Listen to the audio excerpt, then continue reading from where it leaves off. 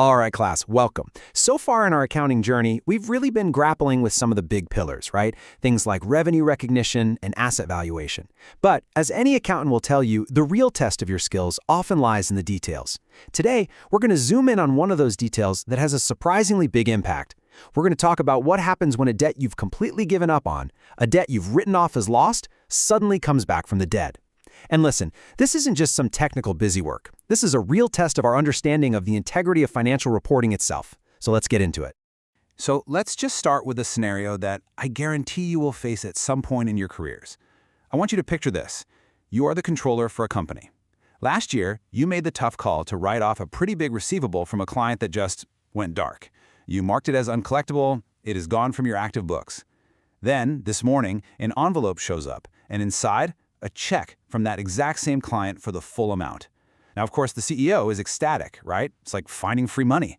But your job is to do more than just celebrate. Your job is to answer the really critical question, how in the world do we record this? Because if we get this wrong, we could mislead our bank, we could give our sales team bad info on who to extend credit to, and we could even mess up our own performance metrics.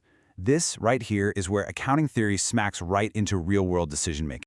Excellent. So before we can properly account for this surprise check, we got to hit rewind. We really can't understand the solution until we have a crystal clear understanding of the problem we created in the first place, which was the write-off. So let's meticulously walk through what it really means when we say an invoice has vanished from our books. Because this isn't just about hitting the delete key, it is a very specific accounting procedure with very specific consequences. Okay, let's really break this definition down. A write-off is a formal declaration. Now, how do we actually do it? Well, we make a journal entry. We debit an account called allowance for doubtful accounts, and we credit that specific customer's accounts receivable. Now, I want you to pause here, because this is a huge point of confusion for a lot of students. You might be thinking, wait, why don't we debit bad debt expense right now? And the answer is the matching principle. See, we already anticipated the possibility of this loss way back when we made the sale. We did that by booking an estimated bad debt expense in that period. That expense is what created our allowance for doubtful accounts in the first place. You can think of the allowance account as a sort of reserve fund. It's a contra asset account that sits right underneath accounts receivable on the balance sheet, reducing its net value. So the write-off itself, it doesn't even touch the income statement. It's just an administrative move to clean up the books using that reserve fund we already created to absorb a loss we now know is real. We're just confirming our earlier estimate. Now, to make this really stick, let's put some names and numbers to it. Let's say our company is Precision Parts, Inc., and we sell specialized components on credit. One of our customers, we'll call them Comeback Client, Inc., bought $1,000 worth of parts. We sent the invoice, and then crickets. Our AR team called, they emailed, absolutely nothing. So after 120 days, our credit manager makes the call. This isn't getting paid, write it off. So our accounting department does that journal entry we just talked about. In our system, the comeback client invoice is essentially moved to a historical graveyard file. It is off the active aging report.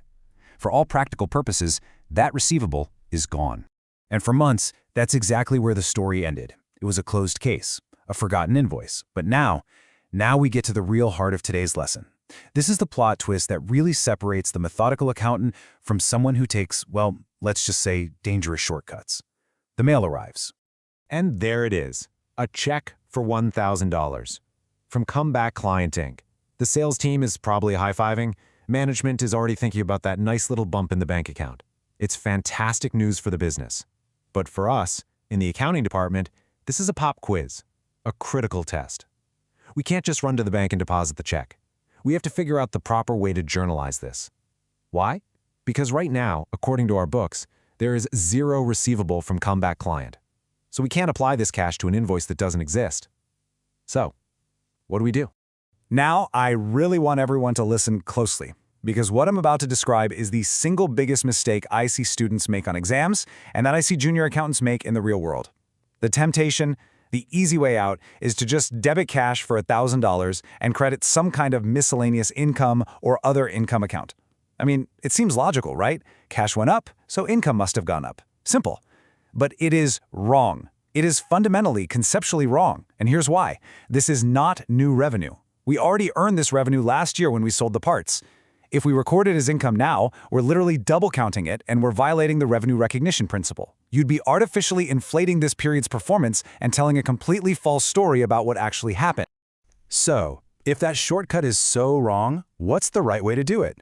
Let's walk through the proper professional two-step procedure. And this isn't about making our lives more complicated. It's about creating a clear, logical, and defensible story in our general ledger.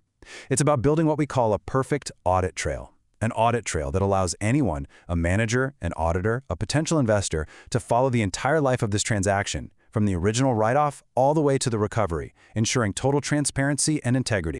The correct method is really a two-part process, and it makes perfect sense if you think about it like this. You cannot record a payment for an invoice that doesn't exist. It's that simple.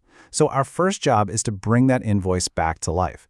We have to make a journal entry that literally reverses the write-off and puts the accounts receivable back on the books. Only then, once that receivable is live in our system again, can we do the second, much more familiar entry, applying the cash receipt to finally close it out. Let's look at the actual mechanics of this. Okay, let's focus on step 1 here. To resurrect that receivable, we are going to debit accounts receivable, specifically for comeback client, for $1,000. That increases our AR balance. Now, what's the other side of the entry? We credit the allowance for doubtful accounts. Now, think about what this is doing. When we originally wrote it off, we debited the allowance, which reduced our reserve. Now, by crediting it, we are replenishing that reserve fund. We're effectively putting that $1,000 back into our allowance pool. We are, in accounting terms, admitting, you know what, our prior judgment was wrong. This account wasn't uncollectible after all. At this very moment, our books are perfectly reset to the second right before we made that initial write-off. Now that the receivable is officially back on our books, step 2 is the easy part. This is the standard everyday entry you make for any cash collection. We debit cash for $1,000, our bank balance goes up, and we credit accounts receivable for comeback client for $1,000, and that zeroes out the receivable we just put back on the books. So what's the end result? Our cash is up, that specific receivable is now gone, but this time it was paid, not written off, and the customer's account shows a clean and accurate history. It's perfectly logical. So let's step back. What did we actually accomplish here? We didn't just get cash in the bank. We told the entire story.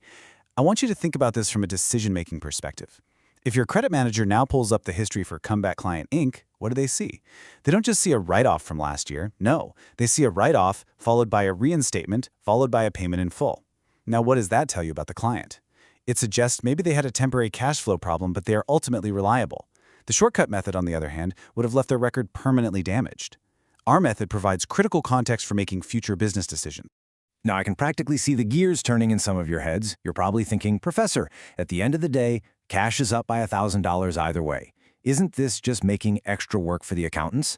And you know what? I get that impulse. It's a very pragmatic question. But my answer is that the quality of the information we've created is profoundly different. The integrity of our entire financial reporting system is built on getting these kinds of details right. Let's break down exactly why this matters so much. This slide really captures the choice we face perfectly. On the left, you see the shortcut. It's a tangled, messy line that just ends in a question mark. Sure, it gets you from A to B, but the path is confusing and it misrepresents what actually happened. On the right, you see the professional method. Clear, sequential, logical steps that lead to a balanced and truthful outcome. This is what we are always striving for in accounting, not just to make the debits and credits balance, but to reflect the true economic substance of every single transaction. Let's be very specific about the damage this shortcut causes. First, you've got that scarred customer record. This means your sales team might deny future credit to a customer who is now perfectly healthy, and you could lose future business. Second, you're distorting your revenue. You're inflating your current income, which could lead to things like incorrect bonus calculations or misleading an investor about your company's core profitability. And third, and this one is subtle but really important, you fail to replenish that allowance account. That means your reserve for future bad debts is now understated, leaving you potentially exposed the next time a customer can't pay. Every one of these is a major failure of internal control. Now, let's flip that. Look at the benefits of doing it the right way.